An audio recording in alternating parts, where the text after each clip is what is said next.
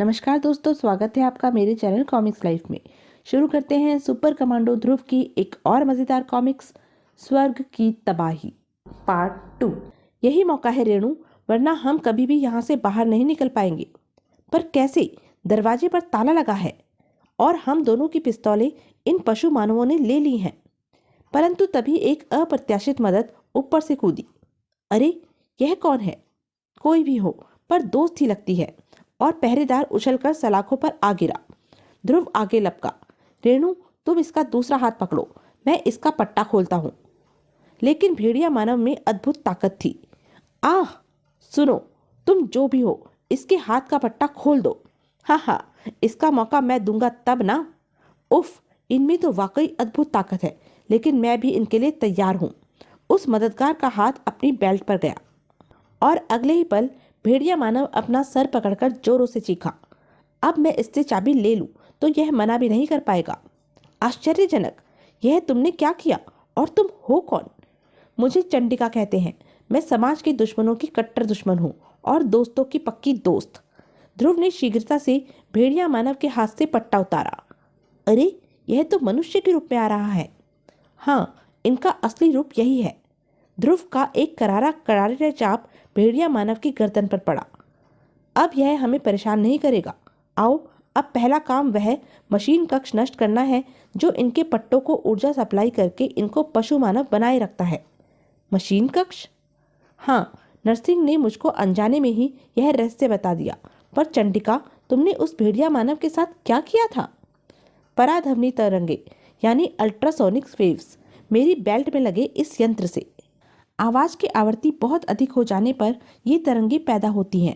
हम मनुष्य इसको नहीं सुन पाते, लेकिन पशु सुन लेते हैं। पशु रूप में वह भेड़िया मानव यही भीषण शोर सुनकर सिर पकड़कर बैठ गया था। अगर वह और थोड़ी देर तक यह शोर सुनता तो उसका मस्तिष्क नष्ट भी हो सकता था। वाह, एक खबर और है ध्रुव, तुम्हारे पिता पुलिस फोर्स लेकर इधर ही आ रहे हैं। अब इन प्राणियों का अंत निश्चित है। मेरे पिता यहाँ? यह आखिर है कौन और मेरे बारे में इतना कैसे जानती है?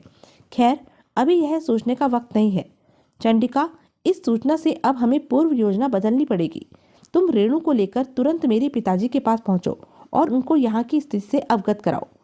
पर तुम यहाँ अकेले? बहस मत करो। हो सकता है उनको पशु मानवों की शक्ति का सही अंदाज ना हो। रेणु का इस वक्त अकेले जाना ठीक नहीं है।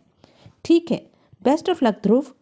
बाहर का मोर्चा तो पुलिस फोर्स संभाल लेगी, लेकिन अंदर का पूरा मोर्चा मुझको अकेले ही संभालना है। बाहर आओ रेणु, वे अभी तक आग बुझाने में व्यस्त हैं, जो मेरी लगाई हुई है। पर तभी वह देखो, वो लड़की फिर भाग रही है। साथ में कोई और भी है। जखीरा, आओ मेरे साथ, इस बार इसका फैसला कर ही दिया जाए।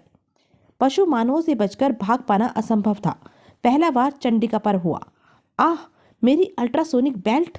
शारीरिक शक्ति में दोनों लड़कियां पशु मानवों के सामने मच्छर के समान थी। ध्यान रखना जखीरा, इस बार ये भागने ना पाए। तुम इधर से पकड़ो, मैं इधर से पकड़ता हूँ। दोनों भेड़िया मानव दो तरफ से बढ़े। अगले ही पल दोनों लड़कियों के बदन हवा में उछले और हमारे वारों का इन पर असर नहीं होता है, लेकिन एक दूसरे के वारों का तो असर जरूर होगा। आओ रेणु, जल्दी। उधर सेवकों, पुलिस आ रही है। क्या? कमांडर, बाहर पुलिस आ रही है। और वह क्या? ध्रुव और वह लड़की भाग निकले। क्या? तुम तुरंत जाकर मशीन कक्ष पर पहरा और कड़ा कर दो और सभी सेवकों को आदेश दो कि वे पुलिस से मोर्चा ले। उनका एक भी सिपाही जिंदा वापस नहीं जाना चाहिए। लगता है बाहर पुलिस आ गई है। ध्रुव का ख्याल एकदम सही था। पुलिस बाहर आ चुकी थी। यही है हमारी मंजिल। जवानों, पोजीशन ले लो। तभी, अरे रेणु, तुम? और ये कौन है? ये बताने का वक्त नहीं है सर। ध्रुव अभी तक अंदर ही है और इन प्राणियों के पास अत्याधुनिक शस्त्रों का भारी स्टॉक है। कि जब तक इसी रूप में रहेंगे, इनको हरा पाना बहुत मुश्किल है। इसी रूप में? यानी? हाँ सर, ये प्राणी वास्तव में मनुष्य ही हैं और अपनी कलाई पर बंधे पट्टों की वजह से जानवर नुमा बने हुए हैं। Oh my God! बच्ची पा, मेरा मतलब आईजी साहब। लेकिन तभी इमारत की ओर से तेज फायरिंग शुरू हो गई। पुलिस के जवानों ने भी जवाबी फायरिंग शुरू कर दी। सर, घने पेड़ों के कारण हमारी सारी गोलियां व्यर्थ जा रही हैं। गोली चलाना बेकार है। हमला करो। अरे यह सब तो हमारी तरफ ही भागते आ रहे हैं। मशीन गन चलाओ। परंतु मशीन गन की गोलियां भी पशु मानवों पर अप्रभावी रही और पुलिस खेमे में तहलका मच गया। ऐसे एक जानवर को मैंने आंख में गोली मारकर खत्म किया था, पर इस वक्त इन्होंने बुलेट प्रूफ शीशे के चश्मे पहन रखे हैं। पशु मानवों का हमला जबरदस्त था, परंतु तभी एसपी शेर खान चीख कर पलटे। आह! क्या हुआ शेर खान? गोली सर। आह! मुझे गोली लगी है सर। राम सिंह, तुम एसपी साहब को लेकर तुरंत अस्पताल। नहीं सर, इस मोर्चे से अपना एक भी सिपाही कम नहीं होना चाहिए। अपनी देखभाल मैं खुद कर लूंगा। मैं पट्टी बांधकर अभी आता हूँ सर। यहाँ की फिक्र मत करना, तुम अपनी तबीयत देखकर ही आना। इधर पुलिस के जवान एक एक कर कम हो रहे थे और दूसरी तरफ पशु मानवों का पलड़ा भारी हो रहा था। नरसिंह आ गए। वाह! नरसिंह की उपस्थिति से पशु मानवों का जोश दुगना तिगना हो गया। सेवकों, गोलियां हम पर बेअसर है, आगे बढ़ो और इनको गाजर मूली की तरह काट डालो। इनके एक भी सिपाही की जिंदगी हम सबकी मौत है। चंडिका, यह क्या हुआ? मैं ध्रुव की मदद के लिए अंदर जाना चाहती थी, पर अब वह संभव नहीं दिखता। पशु मानवों की चारों तरफ हाहाकार मचा दिया, लेकिन फिर भी पुलिस के जवान साहस का दामन नहीं छोड़ रहे थे। आईजी राजन भी किसी से पीछे नहीं थे। मुझ में अब भी इतनी शक्ति है कि तुम जैसे नाली के कीड़ों से बखूबी निपट सको। नाली के कीड़ों से तो निपट सकते हो आईजी साहब, लेकिन जंगल के शहंशाह की एक दहाड़ से ही तुम्हारा दिल धड़कना बंद कर देगा। रेणु, आईजी साहब की मदद करो, आओ। फिक्र मत करो चंडिका, मेरे रहते कोई उनका बाल भी बांका नहीं कर सकता। दोनों लड़कियां नरसिंह पर बाज के समान झपटी, परंतु नरसिंह की अद्भुत शक्ति के सामने वे विवश थी। आईजी राजन, पुलिस वाले की जब मौत आती है तो वह जंगल की तरफ भागता है। आईजी राजन बेबस हो गए, दम साथ छोड़ने लगा। मौत सामने खड़ी दिखने लगी। अंदर ध्रुव इस भयानक युद्ध से बेखबर था। यही है इनका मशीन कक्ष, लेकिन इस पर तो बहुत सख्त पहरा है। ध्रुव बाहर कहीं नहीं दिख रहा, वह जरूर इसी इमारत के अंदर छुपा होगा। अगर वह यहाँ तक आ गया और उसने यह बटन नष्ट कर दिया तो समझो हम नष्ट हो गए। ऐसा कभी नहीं हो सकता, हम ऐसा कभी नहीं होने देंगे। तो मुझको रोकने की भरपूर कोशिश कर लो कमीनों। अब मुझको रोक पाना असंभव है। इस बटन को नष्ट करने से मुझको अब साक्षात शैतान भी नहीं रोक सकता। ध्रुव का निश्चय दृढ़ अवश्य था, परंतु पशु मानवों की संख्या बहुत अधिक थी। पकड़ लिया, छूटने न पाए। इसको बटन तक मत पहुंचने देना, वरना। मुकाबला किसी भी नजर से बराबर का नहीं था, लेकिन ध्रुव की रगों से उबलते खून ने पशु मानवों की शक्ति को तहस नहस कर दिया। उत्तेजना अपनी चरम सीमा पर थी और ध्रुव ने अपना काम अंजाम दे दिया। आह! ओह! पशु मानवों की खूंखार शक्लें बदलने लगी। बाहर सिपाहियों से ज्यादा आश्चर्यचकित स्वयं पशु मानव थे। यह क्या? हुर्रे! ध्रुव ने आखिरकार अपना काम कर ही दिया। नरसिंह भी आश्चर्यचकित था। उसमें अपने शरीर में हो रहे बदलाव को रोकने की ताकत नहीं थी और अगले ही पल आईजी राजन के सामने खड़ा था। एसपी शेर खान यानी नरसिंह।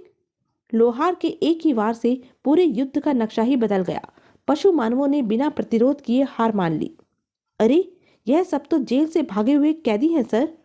भागे हुए नहीं, भगाए हुए, एसपी शेर खान द्वारा। ध्रुव, तुम ठीक तो हो ना? हाँ पापा, फर्स्ट क्लास। पर एक बात और है, इतनी देर से पुलिस जो गोलियां चला रही थी वे सब की सब नकली थी। पर कमाल तो तुमने किया है ध्रुव। मैंने नहीं पापा, यह कमाल तो रेणु और चंडिका। अरे, चंडिका कहाँ गई? पता नहीं, अभी तो यही थी। आश्चर्य है, वह पता नहीं कहाँ से आई और कहाँ चली गई। खैर, लेकिन तुमने मुझको यह नहीं बताया कि तुम यहाँ तक कैसे आई रेणु। सीधी सी बात है, संयोग से 1 महीने की छुट्टियां बिताने के लिए मैंने लक्षद्वीप को ही चुना। यहाँ मैंने तुमको देखा और फिर तुम्हारा पीछा करते करते यहाँ तक पहुँच गई। तुमने मेरा सिर गर्व से ऊंचा कर दिया।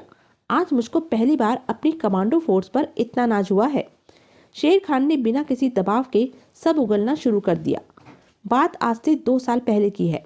मेरी यहाँ नई पोस्टिंग थी। एक दिन एक खतरनाक अपराधी का पीछा करते करते मैं यहाँ आ पहुँचा। यहाँ पर मुझको एक जर्मन वैज्ञानिक की लिखी डायरी मिली। मुझको जर्मन भाषा आती है। डायरी में एक ऐसे आश्चर्यजनक आविष्कार के बारे में लिखा था जिससे मानव को पशु मानव में बदला जा सकता था। यह पढ़ते ही मेरे दिमाग में एक नई स्कीम जन्म लेने लगी। मैंने अपने पद का फायदा उठाते हुए जेलों में बंद अंतर्राष्ट्रीय कैदियों को जेल से भगाना शुरू कर दिया। वे भागकर कहीं नहीं जा सकते थे। अब वे सब मेरे गुलाम थे। हालांकि उनमें से यह कोई नहीं जानता था कि उनका स्वामी वास्तव में शेर खान है। मैंने हथियार इकट्ठे करने शुरू कर दिए। मेरा सपना था कि मैं पशु मानवों की शक्ति से पूरी दुनिया का राजा बनूं। लेकिन जानू खान ने गड़बड़ कर दी। ना वह शहर जाता और ना ही उसकी ध्रुव से मुठभेड़ होती और ना ही ध्रुव यहाँ आता। पर मुझको अभी तक यह यकीन नहीं होता कि इस बच्चे ने ही पशु मानवों के शक्तिशाली साम्राज्य को खत्म किया है। हाँ, क्योंकि यह बच्चा नहीं है शेर खान। इसका नाम है सुपर कमांडो ध्रुव। और फिर वापस घर में, ओह ध्रुव, ध्रुव, तुमने तो मेरा चिंता के मारे बुरा हाल कर दिया था। तुमको मेरी चिंता जरूर थी मम्मी, पर इस बंदरिया को नहीं।